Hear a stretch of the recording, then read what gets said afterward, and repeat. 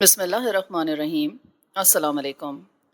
یہ national audio library for the blind کی آواز ہے۔ آج آپ سن رہے ہیں سفر نامہ پاکستان سے دیار حرم تک۔ اس کے مصنف ہیں نسیم حجازی اور آواز لبابہ حیدر کی ہے۔ اس کتاب کے لیے ہم سے تعاون کیا ہے مجاہد صاحب نے۔ مزید کتابیں سننے کے لیے ہمارے یوٹیوب چینل کو سبسکرائب کریں اور کتابوں کی ریکارڈنگ کے سلسلے میں ہمارے نمبر 03214342 پر ہم سے رابطہ کریں۔ شکریہ۔ ترکوں نے اپنے ماضی کی کوئی یادگار ضائع نہیں ہونے دی۔ ان یادگاروں کو جس ترتیب اور سلیقے سے رکھا گیا ہے اسے دیکھ کر ایسا معلوم ہوتا ہے کہ اس محل کے مقیم ابھی تک یہاں موجود ہیں۔ ترک حکمرانوں کے پاس مشرق اور مغرب کے نوادرات جمع کرنے کے وسائل موجود تھے، اور اس عجائب خانے کو دیکھ کر معلوم ہوتا ہے کہ انہوں نے اپنے وسائل سے پورا فائدہ اٹھایا ہے۔ یہاں چینی کے سینکڑوں ایسے برتن ہیں جنہیں صدیوں پرانے آرٹ کا بہترین نمونہ کہا جا سکتا ہے۔ مغرب کی شیشہ گری اور مصوری کے ان گنت شاہکار بھی یہاں دیکھے جا سکتے ہیں۔ مجھے جس چیز نے سب سے زیادہ متاثر کیا وہ خطاطی کے نمونے تھے۔ پرانے حکیم سے لے کر دیواروں پر آویزہ تغروں تک ہر چیز اس فن کا ایک شاہکار معلوم ہوتی تھی۔ عثمانیوں کے عروج کے دور میں مشرق میں خطاطی کا فن اپنے انتہائی کمال کو پہنچ چکا تھا، اور عثمانیوں سے زیادہ اس آرٹ کا سرپرست اور کون ہو سکتا تھا۔ اس میوزیم میں ایک ایک تغرہ دیکھنے والے کو پہروں ساکت و جامد کھڑا رہنے کی دعوت دیتا ہے۔ میں قاہرہ میں بھی خطاطی کے بہترین نمونے دیکھ چکا ہوں، لیکن اس فن میں جو کمال میں نے یہاں دیکھا ہے وہ مجھے کہیں اور نظر نہیں آیا۔ مجھے ابھی اور بہت کچھ دیکھنا تھا، لیکن وقت کی تنگی کے باعث میری حالت اس شخص کی سی تھی جو ایک تیز رفتار گاڑی میں بیٹھا تیزی سے گزرتے ہوئے دل فریب مناظر دیکھ رہا ہوں۔ 1 بجے کے قریب ہم باسفورس کے مغربی کنارے شمال کا رخ کر رہے تھے، اور ہمارے دونوں اطراف پہاڑیوں اور ٹیلوں کی تدریجی ڈھلانیں دلکش مناظر پیش کر رہی تھیں۔ کوئی 30-40 منٹ بعد ہم بحر اسود کے قریب ایک خوبصورت ریسٹورانٹ میں جا رکے اور وہاں دوپہر کا کھانا کھایا۔ اس ریسٹورانٹ کا بہترین کھانا مچھلی تھا۔ باسفورس میں بحر اسود سے لے کر بحر روم کے پانیوں کی مچھلیوں کی تمام اقسام ملتی ہیں، اور اس کی وجہ یہ بیان کی جاتی ہے کہ سردیوں کے موسم میں بحر اسود کی مچھلیاں جنوب کی طرف بحر روم کا رخ کرتی ہیں، اور گرمیوں کے موسم میں بحر روم کی مچھلیاں نسبتاً سرد پانی کی تلاش میں بحر اسود کی طرف چل پڑتی ہیں، اور ان کے دونوں اطراف کے قافلوں کو باسفورس سے گزرنا پڑتا ہے۔ کھانا کھانے کے بعد ہم وہاں سے لوٹے۔ اب ہماری منزل وہ قلعہ تھا جس کے بلند برج کے ایک کونے میں بیٹھ کر سلطان محمد ثانی نے قسطنطنیہ کی تسخیر کا وہ پلان تیار کیا تھا جسے دنیا بھر کی فوجی تاریخ کا ایک مہیر العقول کارنامہ سمجھا جاتا ہے۔ آج سے 10 سال قبل جب میں نے سلطان محمد فاتح کی فتح کو ایک ناول کا موضوع بنانے کا ارادہ کیا تھا تو مجھے اس بات کا احساس ہوا تھا کہ اس موضوع پر قلم اٹھانے سے پہلے بذات خود قسطنطنیہ کا محل وقوع دیکھنا چاہیے، کیونکہ صرف کتابوں کی مدد سے ان مشکلات کا صحیح اندازہ لگانا مشکل معلوم ہوتا تھا جو قسطنطنیہ کے فاتح کے راستے میں حائل تھیں۔ اپنی نئی تصنیف قیصر و کسریٰ کے پورے تاریخی پس منظر کا مطالعہ کرتے وقت بھی میں نے ہرقل کے دارالحکومت کو اپنی آنکھوں سے دیکھنے کی ضرورت محسوس کی تھی۔ قائرین کے لیے اس قلعے کا تاریخی پس منظر دلچسپی سے خالی نہیں ہوگا جسے سلطان محمد فاتح نے قسطنطنیہ کی فتح کے لیے تعمیر کیا تھا۔ قسطنطنیہ کی تسخیر عالم اسلام کا ایک دیرینہ خواب تھا، اور چونکہ رسول اکرم صلی اللہ علیہ وآلہ وسلم نے قسطنطنیہ کے فاتح کو جنتی ہونے کی بشارت دی تھی، اس لیے عالم اسلام کے کئی اولو العزم سپاہی اس شہر پر قوت آزمائی کر چکے تھے۔ بازنطینی حکمرانوں کا یہ عقیدہ تھا کہ یورپ اور ایشیا کے درمیان عیسائیت کا یہ دفاعی حصار ناقابل تسخیر ہے، اور اس یقین کی بڑی وجہ قسطنطنیہ کا جغرافیائی محل وقوع تھا۔ جیسا کہ اس سے قبل لکھا جا چکا ہے، قسطنطنیہ کے جنوب اور مشرق کی سمت بحر مارمورا اور آبنائے باسفورس ایشیا کی طرف سے پیش قدمی کی راہ میں سب سے بڑی رکاوٹ تھے۔ مسلمانوں سے پہلے مشرق سے مغرب کی طرف رخ کرنے والے تمام فاتحین آبنائے باسفورس، بحر مارمورا اور اس سے نیچے درہ دانیال کے کنارے آ کر رک جاتے تھے۔ خسرو پرویز، جس نے روما کی ساری سلطنت کو تہو بالا کر ڈالا تھا، قسطنطنیہ کے سامنے باسفورس کے کنارے 18 سال تک پڑاؤ ڈال کر اس شہر کو فتح کرنے کے خواب دیکھتا رہا، لیکن اس کا یہ خواب شرمندہ تعبیر نہ ہوا۔ اس کے بعد مسلمانوں نے جو حملے کیے ان کی ناکامی کی وجہ بھی یہی تھی کہ قسطنطنیہ یورپ سے ایشیا کو جدا کرنے والی آبی گزرگاہ کے باعث محفوظ تھا۔ ترکوں کے لیے قسطنطنیہ کو فتح کرنا محض شہرت و ناموری کا مسئلہ نہ تھا۔ صلیبی جنگوں کی ہولناکیوں نے قسطنطنیہ کی فتح کو زندگی اور موت کا مسئلہ بنا دیا تھا۔ وہ یہ جانتے تھے کہ جب تک بازنطینی سلطنت کا دارالحکومت فتح نہیں کیا جاتا، یہ مشرق کی طرف مغربی اقوام کی الغار کے لیے ایک اہم مستقر کا کام دیتا رہے گا۔ سلطان محمد فاتح کے پیشرو بحیرہ ایڈریاٹک اور دریائے ڈینیوب کے درمیان وسیع علاقوں پر قبضہ جمانے کے بعد قسطنطنیہ پر طاقت آزمائی کر چکے تھے، لیکن قدرت کی طرف سے اس عظیم فتح کی سعادت سلطان محمد فاتح کے لیے مقدر ہو چکی تھی۔ قسطنطنیہ کی تیسری یعنی شمالی جانب وہ خلیج جسے گولڈن ہارن کہا جاتا ہے، ایک اور اہم دفاعی حد کا کام دیتی ہے۔ گویا قسطنطنیہ کے 3 اطراف پانی تھا، صرف مغرب کی سمت ایسی تھی جدھر سے حملہ ہو سکتا تھا، اور اس سمت کو محفوظ بنانے کے لیے ایک ناقابل تسخیر دوہری فصیل اور اس کی حفاظت کے لیے ایک وسیع خندق موجود تھی جس کی گہرائی 100 فٹ تھی۔ چنانچہ اس سمت سے دھاوا بول کر قسطنطنیہ کو فتح کرنا بے حد مشکل تھا۔ قسطنطنیہ کی جو اطراف باسفورس، مارمورا اور گولڈن ہارن سے ملتی تھیں، ان کے دوہرے دفاع کے لیے وہاں بھی فصیلیں اور خندقیں بنائی گئی تھیں۔ محمد فاتح کے دادا سلطان مراد اول نے باسفورس کے مشرقی یا ایشیائی کنارے پر ایک قلعہ تعمیر کیا تھا جو آج بھی موجود ہے۔ سلطان محمد فاتح نے 21 سال کی عمر میں تخت نشین ہوتے ہی اس مہم کو پایہ تکمیل تک پہنچانے کا عہد کیا تھا، جس میں سلطان مراد اور بازید جیسے جابر شہنشاہوں کو ناکامی کا منہ دیکھنا پڑا تھا۔ چنانچہ اس نے باسفورس کے دوسرے کنارے یعنی یورپ کی طرف سلطان مراد کے ایشیائی قلعے کے بالکل سامنے ایک اور قلعہ تعمیر کیا۔ یہ قلعہ بازنطینی دارالحکومت سے کوئی 5 میل دور ہے۔ اس کی تکمیل کے بعد بحر اسود سے باسفورس کے راستے قسطنطنیہ کے لیے رسد اور کمک لانے والے جہازوں کا راستہ مسدود ہو چکا تھا، تاہم جنوب کی طرف بحیرہ مارمورا سے آنے والے جہازوں کی راہ میں کوئی رکاوٹ نہ تھی۔ سلطان محمد فاتح کے حملے سے قبل قسطنطنیہ پر سمندر کے راستے جتنے حملے ہوئے تھے ان کی ناکامی کی 3 بڑی وجوہات تھیں۔ اولاً یہ کہ گولڈن ہارن، جس کے لیے خلیج کا لفظ زیادہ موزوں معلوم ہوتا ہے، اور باسفورس کی آبی گزرگاہوں کی حفاظت کے لیے بازنطینی حکمرانوں کے پاس ایک مضبوط بحری بیڑا موجود تھا۔ ان جنگی جہازوں پر بڑے بڑے منجبیق نصب تھے جن کی مدد سے حملہ آور بیڑے پر آتشی گولے پھینکے جاتے تھے۔ یہ آتشی گولے، جنہیں گریک فائر یا شعلہ یونان کا نام دیا جاتا ہے، توپ کی ایجاد تک اہل روم کا ایک انتہائی مؤثر ہتھیار تھا۔ بالخصوص بحری جنگوں میں یہ حربہ انتہائی کارگر ثابت ہوتا تھا۔ دوسرا یہ کہ خلیج کے ناکے پر اپنی بندرگاہ کو بچانے کے لیے باسفورس کے تنگ مقامات پر بڑی بڑی آہنی زنجیریں ڈال رکھی تھیں تاکہ اگر ان کا بحری بیڑا شکست کھا جائے تو یہ زنجیریں دشمن کے جہاز کو بندرگاہ کی جانب بڑھنے سے روک سکیں۔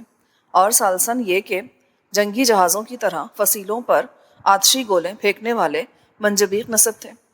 محمد فاتح کے زمانے میں توپوں کی ایجاد نے قسطنطنیہ کے دفاعی استحکامات میں اور زیادہ اضافہ کر دیا تھا۔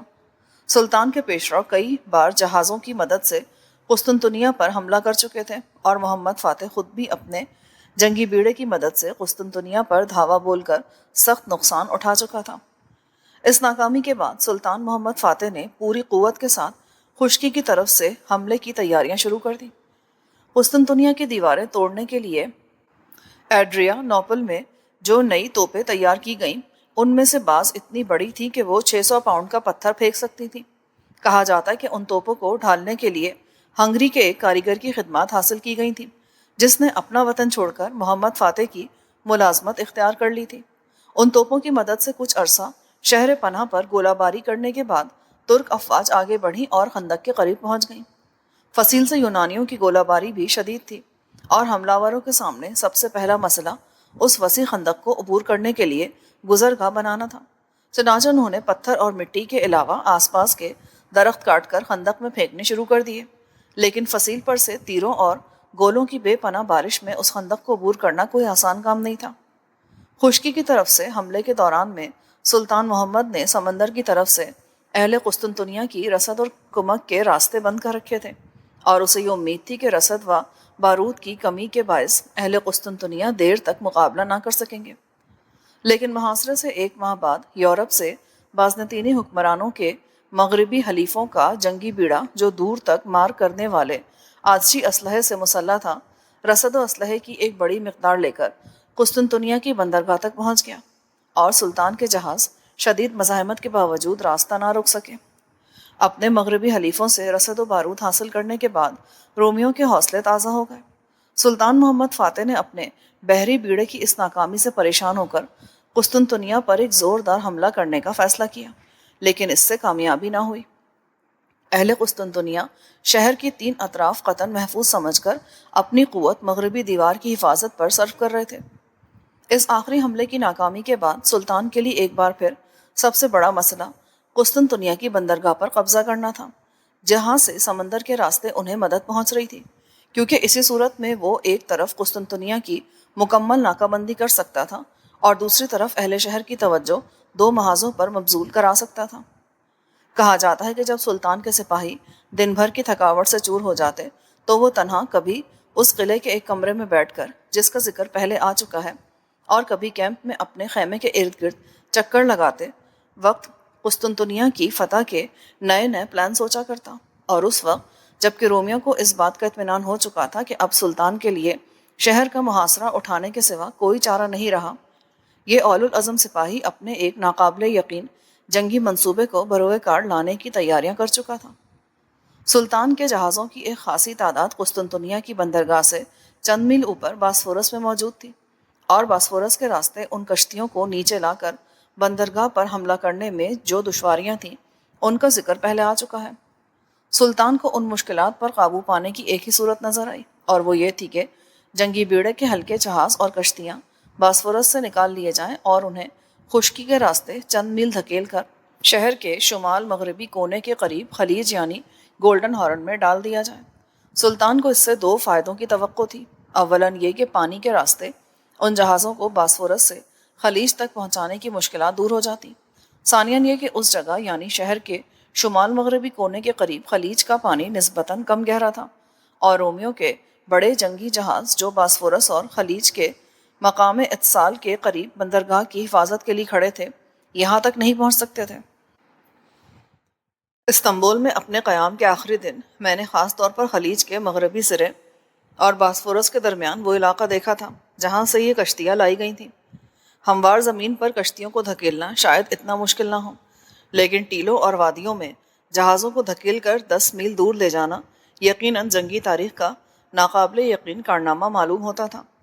ترکوں نے 10 میل کی اس ناہموار گزرگاہ پر لکڑی کے مضبوط تختے بچھا دیے تھے، اور ان پر چربی اور تیل کی ایک تہہ بچھا دی گئی تھی تاکہ جہاز پھسل سکیں۔ جہازوں کو کھینچتے وقت ہوائی طاقت سے فائدہ اٹھانے کے لیے بادبان بھی کھول دیے گئے تھے۔ مجھے یہ معلوم نہیں ہو سکا کہ اس منصوبے کو تکمیل تک پہنچانے کے لیے سلطان کتنے عرصے سے ضروری ساز و سامان تیار کر رہا تھا، تاہم جہازوں کو خشکی کے راستے لانے کے لیے انتہائی رازداری سے کام لینا ضروری تھا، اور یہ روایت قطعاً مبالغہ آمیز معلوم نہیں ہوتی کہ 10 میل کا یہ فاصلہ ایک ہی رات میں طے کیا گیا تھا۔ جہازوں کے آگے تختوں کی گزرگاہ تیار کرنے اور ان پر چربی اور تیل ڈالنے اور جہازوں کو کھینچنے کا کام ایک ہی وقت میں ہو رہا تھا۔ یہ جہاز خلیج کے اس حصے میں ڈال دیے گئے جہاں پانی کم گہرا تھا، اور رومیوں کے بھاری جہاز جو بندرگاہ کی حفاظت پر مامور تھے وہاں نہیں پہنچ سکتے تھے۔ خلیج یعنی گولڈن ہارن پر قبضہ جماتے ہی سلطان نے لکڑی کا ایک طویل و عریض پلیٹ فارم پانی میں ڈال دیا اور اس پر بڑی توپیں نصب کر کے اسے دوسرے کنارے کی طرف دھکیل دیا تاکہ شہر پناہ اچھی طرح اس کی گولہ باری کی زد میں آ جائے۔ اس کے ساتھ ہی چند دستوں نے خلیج عبور کر کے شہر پناہ پر دھاوا بول دیا۔ پھر جس روز سلطان کی کشتیاں خلیج میں داخل ہوئیں، اسی دن سلطان کی باقی فوج نے پوری شدت کے ساتھ خشکی کی طرف سے حملہ کر دیا۔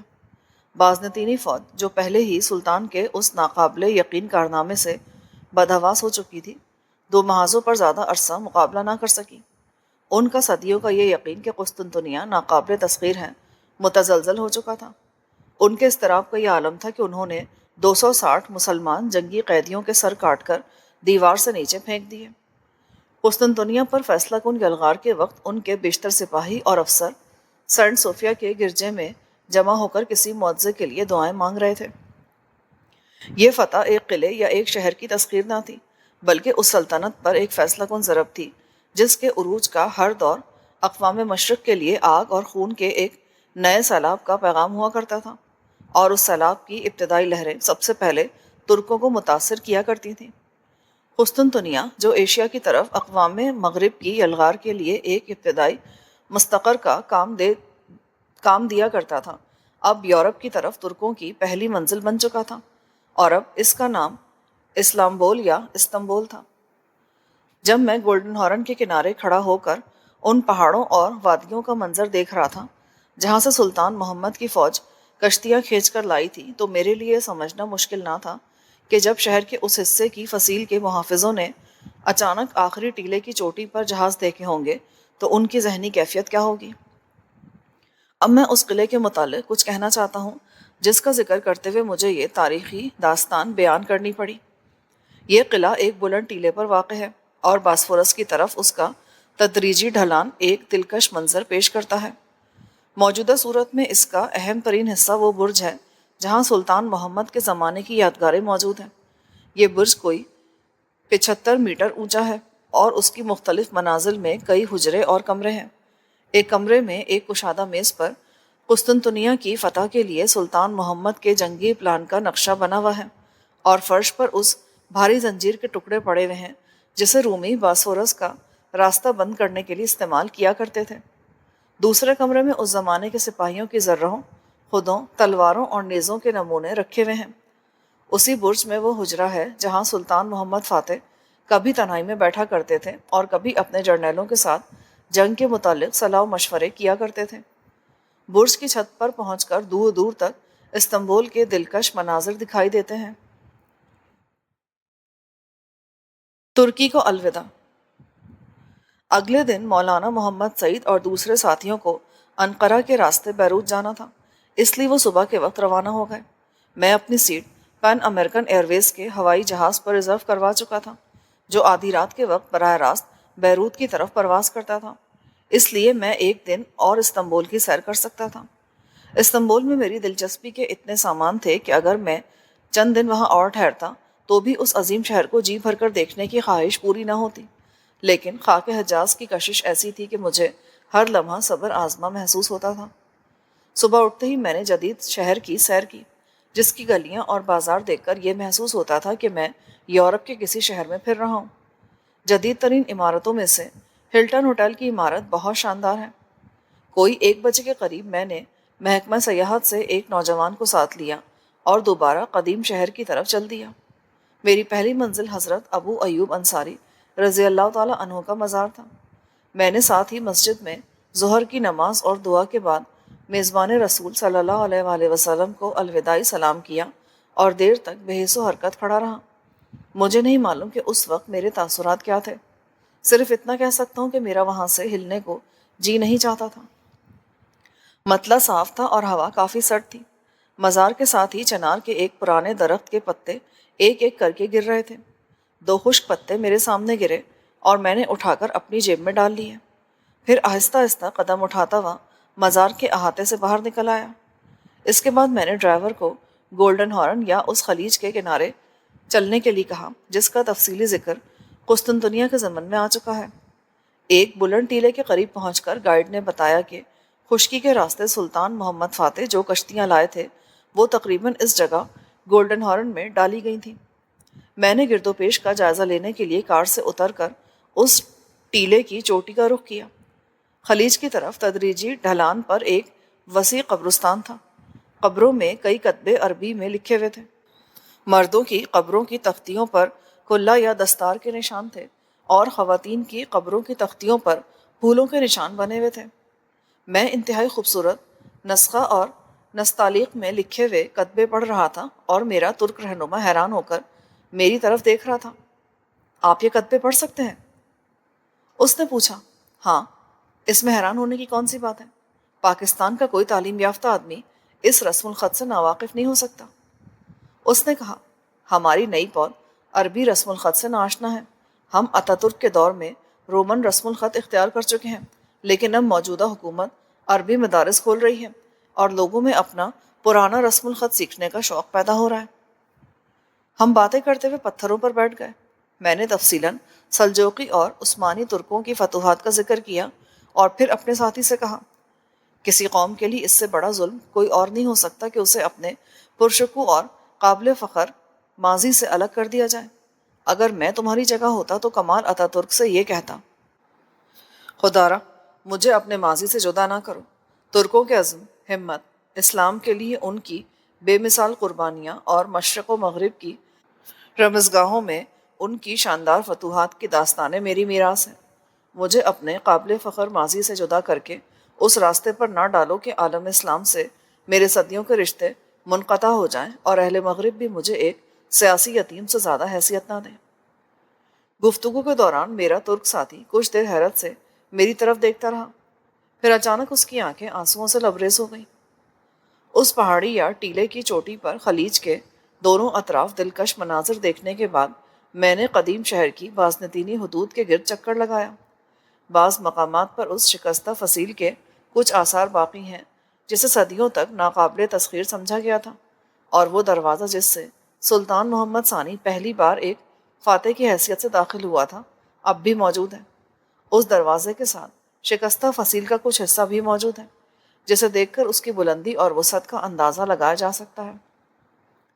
دیوار سے باہر وہ جگہ جہاں خندق ہو سکتی تھی اب قریباً ہموار ہو چکی ہے۔ دروازے کے نزدیک ہی ایک خوبصورت مسجد ہے جسے سلطان سلیمان عالی شان کی دختر مہرمہ نے تعمیر کرایا تھا۔ پرانے شہر کی سیاحت سے فارغ ہو کر مارمورا اور باسفورس کے کنارے چکر لگانے کے بعد میں اپنے ہوٹل پہنچا تو رات ہو چکی تھی اور میرے خیالات اپنے سفر کی اگلی منازل کی طرف مرکوز ہو چکے تھے۔ کھانا کھانے کے بعد میں نے سفر کی تیاری شروع کر دی اور کوئی 11 بجے کے قریب میرا گائیڈ مجھے ہوائی اڈے تک پہنچانے کے لیے آ گیا۔ تقریباً سوا گھنٹے بعد میں اس شہر کو الوداع کہہ رہا تھا جو اپنے ماضی کی تاریخ، اپنی جدید اور قدیم عمارات اور اپنے قدرتی مناظر کے لحاظ سے دنیا کا حسین ترین شہر ہے۔ ترکی میں میرا قیام بہت مختصر تھا اور میری سیر و سیاحت بھی اتنی محدود تھی کہ میں اس کے متعلق بہت کچھ جاننے کا دعویٰ نہیں کر سکتا، لیکن میں یہ ضرور کہہ سکتا ہوں کہ اپنے مختصر سے سفر اور محدود سی معلومات کے بعد مجھے ترکی کے حال اور مستقبل کے متعلق وہ اندیشے پریشان نہیں کرتے جو پاکستان سے روانہ ہوتے وقت میرے ذہن میں موجود تھے۔ ترک ایک زندہ قوم ہے اور کوئی قوم اپنی اعلیٰ خصوصیات سے دستکش ہونا پسند نہیں کرتی۔ رب سلطنت قبل مغرب کی طرف ان کا جھکاؤ بعض افسوسناک حالات کا منطقی نتیجہ تھا، اور یہ حالات ان سیاسی اور مذہبی رہنماؤں کی غلط اندیشیوں کا نتیجہ تھے جو وقت کی رفتار کا ساتھ دینے کے لیے تیار نہ تھے۔ وہ لوگ جو اسلام کی روح اجتہاد سے کام لے کر ترکوں کی فکری و نظری رہنمائی کر سکتے تھے، ایک ایسی حکومت کے اعلی کار بن گئے تھے جو ہر آن ایک باوقار قوم کو پستی کی طرف دھکیل رہی تھی۔ مغرب کی سامراجی طاقتیں ان کے خلاف متحد ہو چکی تھیں، اور مشرق کے عرب ممالک جن کے دشمنوں کا ہر وار ترکوں نے اپنے سینے پر روکا تھا، موت و حیات کی اس کشمکش میں ان کا ساتھ دینے کے بجائے انگریزوں اور فرانسیسیوں کے اعلی کار بن چکے تھے۔ تن تنہا اپنی آزادی اور بقا کی جنگ لڑنے کے بعد ترکوں کا رد عمل یہ تھا کہ ان کی آزادی و بقا کا دار و مدار ان کی اپنی قوت پر ہے، اور یہ قوت حاصل کرنے کے لیے انہیں مادی ترقی کے ہر میدان میں اقوام یورپ کی تقلید کی ضرورت ہے۔ پھر جس قدر انہوں نے اپنی جنگ آزادی کے دوران میں تلخیاں برداشت کی تھیں، اسی قدر یہ عمل شدید تھا۔ تاہم ان تمام باتوں کے باوجود ترک مغرب کے نقال نہیں بن سکے۔ اضطراری حالت میں مغرب کی طرف چند قدم دوڑنے کے باوجود مشرق کے ساتھ ان کے تاریخی اور روحانی رشتے منقطع نہیں ہو سکے۔ آج ان رشتوں کو ازسر نو زندہ کیا جا رہا ہے، اور میرے خیال میں یہ کہنا بھی غلط ہے کہ ترک مجموعی طور پر اسلام سے بہت دور چلے گئے تھے۔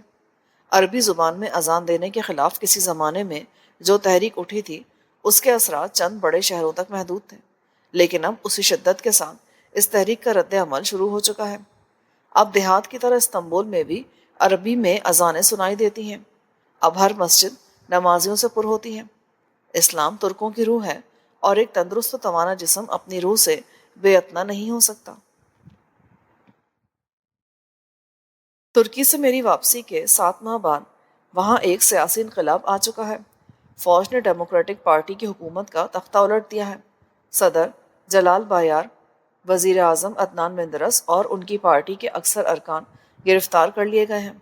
سابقہ حکومت کے کئی گورنر اور عہدیدار سبکدوش کر دیے گئے ہیں اور ان کی جگہ نئے آدمیوں کا تقرر عمل میں لایا جا رہا ہے۔ انقلابی حکومت کے سربراہ جنرل جمال گرسل نے ملک کی زمام کار سنبھالتے ہی یہ اعلان کیا تھا کہ فوج جلد از جلد انتخابات کرائے گی اور ترکی کی حکومت جیتنے والی پارٹی کو دے دی جائے گی۔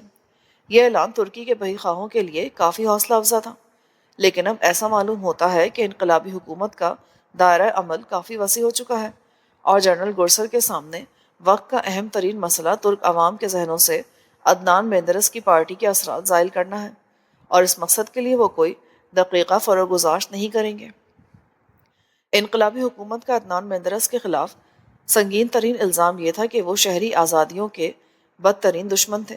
انہوں نے اپنے مخالفین کو دبانے کے لیے پریس اور پلیٹ فارم پر ایسی پابندیاں عائد کر رکھی تھیں جن کا کسی جمہوری ملک میں تصور نہیں کیا جا سکتا۔ حزب مخالف کے بیشتر اخبارات بند کر دیے گئے تھے اور ان کے ایڈیٹرز قید و بند کی صحبتیں برداشت کر رہے تھے۔ ترکی میں اپنے مختصر سے قیام کے دوران مجھے جو معلومات حاصل ہوئیں ان کے پیش نظر مجھے یہ تسلیم کرنے میں تعمل نہیں کہ حزب مخالف کے ساتھ عدنان مینڈرس کا رویہ انتہائی غیر دانشمندانہ تھا۔ وہ ایک ایسی پارٹی کے لیڈر تھے جسے ترک عوام کی بھاری اکثریت کی حمایت حاصل تھی۔ نیشنل اسمبلی کے اندر بھی ان کی اکثریت تھی اور وہ اپنے مخالفین کو دبانے یا مروب کرنے کے لیے اوچھے ہتھیار استعمال کیے بغیر برسر اقتدار رہ سکتے تھے۔ ایک جمہوری نظام کو چلانے کے لیے حزب مخالف اور حزب اقتدار دونوں یکساں ضروری ہیں، لیکن عدنان مینڈرس میں یہ کمزوری تھی کہ ان کے کان حزب مخالف کی آواز سننے کے عادی نہ تھے۔ وہ سمجھتے تھے کہ ترکی کی فلاح و بہبود کے لیے جو کام وہ کر رہے ہیں وہ کسی اور نے نہیں کیا، اسی لیے کسی کو ان پر نکتہ چینی کا حق نہیں پہنچتا، اور یہی بات ترکی کے اس مرد آہن کی سب سے بڑی کمزوری تھی۔ اگر کسی ملک کو انتشار پسند اور وطن دشمن عناصر کی سرگرمیوں سے کوئی خطرہ ہو تو پریس اور پلیٹ فارم پر بعض قیود کے لیے کوئی وجہ جواز ہو سکتی ہے، لیکن عدنان مینڈرس ایک ایسے ملک کے وزیر اعظم تھے جس کے عوام اپنی حب الوطنی کے لیے مشہور ہیں۔ وطن سے غداری اور قوم کے اجتماعی مفاد سے بے حسی غیور اور بہادر ترکوں کی روایات کے منافی ہے۔ روس کے قریب ترین ہمسایہ ممالک میں سے صرف یہی ایک ایسا ملک ہے جس کے عوام کے سامنے اشتراکیت کے کسی ایجنٹ کو سر اٹھانے کا موقع نہیں ملا، اور یہی ایک ایسی قوم ہے جس کی صفوں میں سیاست کے نام پر وطن کی عزت اور آزادی کا سودا کرنے والوں کے لیے کوئی جگہ نہیں۔ اگر عدنان مینڈرس رواداری سے کام لیتے تو وہ قوم اور وطن کے حق میں بہتر نتائج پیدا کر سکتے تھے، لیکن جن لوگوں نے قریب سے ترکی کے حالات کا مطالعہ کیا وہ یہ تسلیم کرنے کے لیے تیار نہیں ہوں گے کہ ترکی کے موجودہ انقلاب کی تمام تر ذمہ داری عدنان مینڈرس پر عائد ہوتی ہے، یا ڈیموکریٹک پارٹی نے شہری آزادیاں سلب کر کے ایسے حالات پیدا کر دیے تھے کہ فوج کے لیے ملک کے اقتدار پر قبضہ کرنا ناگزیر ہو گیا تھا۔ اس سلسلے میں چند اور ایسی باتیں ہیں جنہیں نظر انداز نہیں کیا جا سکتا۔ عدنان مینڈرس کے برسر اقتدار آنے سے پہلے عصمت انونو جدید ترکی کے معمار کمال اتہ ترک کے مسلک پر کاربند تھے۔ اتہ ترک نے دین کو سیاست سے جدا کیا تھا اور عربی زبان کو، جو ہر وقت ترکی میں اسلام کے احیا کا ذریعہ بن سکتی تھی، ملک بدر کر دیا تھا۔ ترک دانشوروں کا وہ طبقہ جو اقوام مغرب کی مادی ترقی سے مروب تھا، ترکی کو لادینی ریاست بنانے کا پرزور حامی تھا، لیکن سیکولرزم کی یہ تحریک اس قوم کی نفی تھی جس کے ماضی کی داستان مسلمانوں کے جاہ و جلال کی داستان تھی۔ ترکی کی بہت بڑی اکثریت استنبول، انقرہ، ازمیر اور چند دوسرے بڑے شہروں کے مغرب پسند دانشوروں کے اثرات سے آزاد تھی، اور انہیں اپنی خواہشات کے سامنے جھکانے میں اتہ ترک کی کامیابی کی بڑی وجہ یہ تھی کہ وہ اس دور کے ہیرو تھے، جبکہ عثمانی خاندان کے آخری حکمران کی بے تدبیری اور کمزوری نے قوم کو تباہی کے آخری کنارے پر پہنچا دیا تھا۔ جنگ آزادی میں اتہ ترک کا ساتھ دینے والے ان علماء سے بیزار ہو چکے تھے جنہوں نے ان کا ساتھ دینے سے انکار کر دیا تھا۔ اس کے علاوہ عربوں کے افسوسناک طرز عمل نے بعض اسلام پسند طبقوں میں بھی علیحدگی پسندی کا رجحان پیدا کر دیا تھا۔ اتہ ترک نے ان حالات سے پورا فائدہ اٹھایا اور ملک پر ایک ایسا آئین نافذ کر دیا جو عام حالات میں ترکوں کے لیے یقیناً قابل قبول نہ ہوتا، اور جب تک ترکی کی زمام کار ان کے ہاتھ میں رہی کسی کو لادینیت کی مہم کے خلاف آواز بلند کرنے کی ہمت نہ ہوئی۔ اقوام مغرب جو ترکوں کی اسلام پسندی کو اپنے لیے ایک مستقل خطرہ سمجھتی تھیں، اور جنہوں نے میدان جنگ میں اتا ترک کے ہاتھوں عبرتناک شکست کھائی تھی، اب ترکی میں لادینیت کے فروغ کو اپنے لیے ایک نیک فال سمجھتے تھے۔ عالم اسلام کے یہ محافظ جو صدیوں سے مغربی سامراجیوں کے عزائم خاک میں ملاتے آ رہے تھے، اپنے دین سے بددل ہو جانے اور ہمسایہ اسلامی ممالک سے کٹ جانے کے بعد ان کے لیے کسی خطرے کا باعث نہیں ہو سکتے تھے۔ اب ممالک عرب یتیم ہو کر رہ گئے تھے۔ اب تیل کے چشموں کی حفاظت کے لیے وہاں سازشوں کے جال پھیلائے جا سکتے تھے۔ اب شمالی افریقہ کی ریاستوں میں خون کی ہولی کھیلی جا سکتی تھی، اور فلسطین میں صہیونیت کا جھنڈا گاڑنے کے لیے لاکھوں اربوں کو جلا وطن کیا جا سکتا تھا۔ چنانچہ مغربی پریس نے پوری فیاضی کے ساتھ اتا ترک کے اقدامات کی حمایت کی، اور وہ مرد بیمار جسے چند برس قبل برطانیہ، فرانس اور ان کے دوسرے اتحادی یورپ کی حدود سے باہر نکال دینے پر متفق ہو چکے تھے، اب ایک نئے دور کا مشعل بردار بن گیا۔ وہ قوم جس کے مذہبی جنون نے انہیں صدیوں تک خوفزدہ رکھا تھا، اب یکا یک روشن خیال بن گئی۔ لیکن ترکی میں اس انقلاب کے اثرات، جس پر مغرب کی سامراجیت اور صہیونیت کا حامی پریس پھولا نہ سماتا تھا، ایک بالائی سطح سے نیچے نہ جا سکے۔ ترک پہلے بھی مسلمان تھے اور اب بھی مسلمان ہیں۔ کم از کم دیہات کی 80% آبادی پر ان دانشوروں کا کوئی اثر نہ تھا جنہوں نے اسلام پر رجعت پسندی کا لیبل چسپاں کر کے اپنے حریفوں سے خراج تحسین حاصل کیا تھا۔ معزز سامعین، جو ریکارڈنگ آپ نے ابھی سماعت فرمائی، اسے national audio library for the blind کی جانب سے پیش کیا گیا ہے۔ ہمارے یوٹیوب چینل کو لائک، سبسکرائب اور شیئر ضرور کیجیے۔ اپنی قیمتی تجاویز اور آراء کے اظہار کے لیے ہمارے کمنٹ سیکشن کا استعمال کیجیے۔ اگر آپ بھی رضاکارانہ طور پر ہمارے اس مشن کا حصہ بننا چاہیں تو ڈسکرپشن میں دیے گئے لنک کے ذریعے ہمارے واٹس ایپ گروپ کو جوائن کیجیے۔ شکریہ۔